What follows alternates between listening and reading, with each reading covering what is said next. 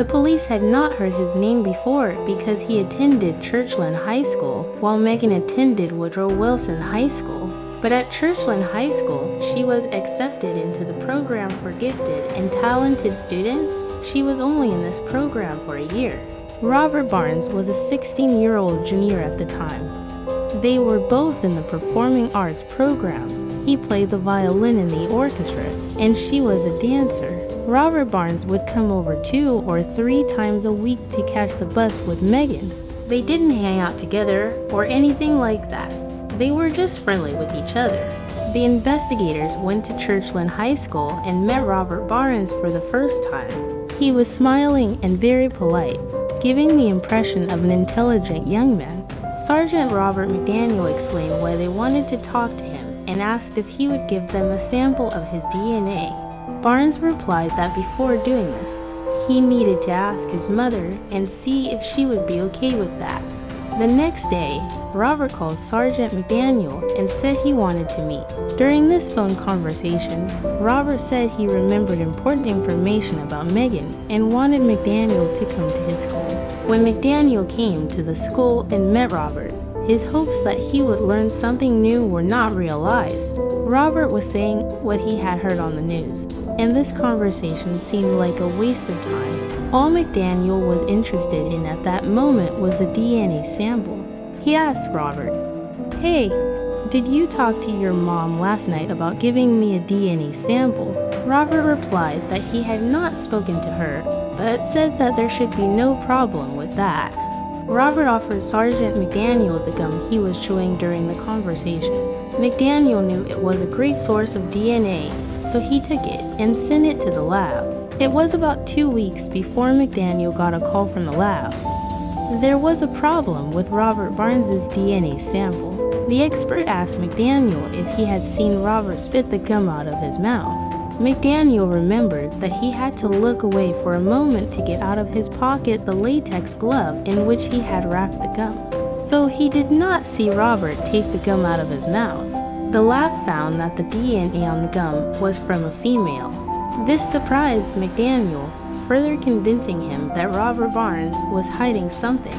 Megan Landowska was a vibrant 16-year-old girl, full of life and promise. A dancer with dreams, Megan was known for her talent and dedication.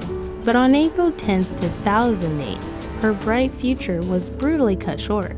At around 3:30 p.m., Megan's stepfather, Chris Short, arrived home from work to find a horrifying scene.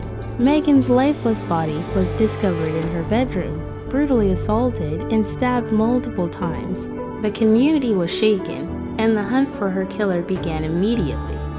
The initial investigation focused on those close to Megan. Friends, family, and acquaintances were questioned, but no immediate suspects emerged.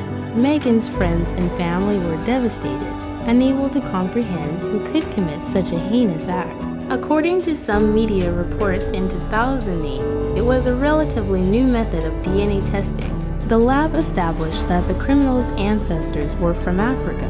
This changed the direction of the investigation. None of the suspects the police had were African American.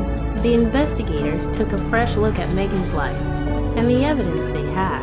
It turned out that she attended martial arts classes run by an African American. This man agreed to provide a sample of his DNA and was eventually excluded from the list of potential suspects because the DNA did not match.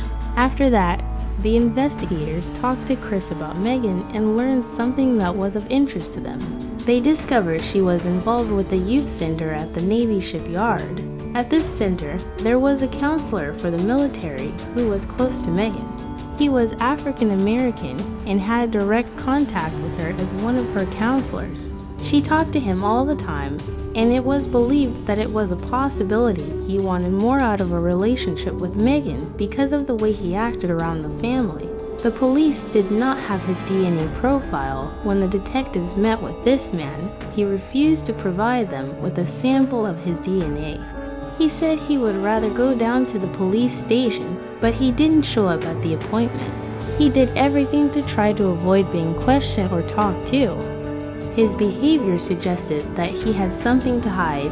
The police had him under surveillance. One day, he went to the youth center, and when he parked and left, a police officer took a swab from the door handle of his car. The analysis did not reveal any matches with the DNA found in Megan's house. Thus, it was another dead end. In September 2008, 5 months after Megan's death, there was a memorial walk in her honor. Several police officers took part in this event and promised the family they would definitely find the culprit. During that walk, Megan's old bus driver came up to one of the detectives and said, "You guys need to look at Robert Barnes. He rides my bus, and he and Megan would flirt back and forth together, and I think you really need to look at this kid."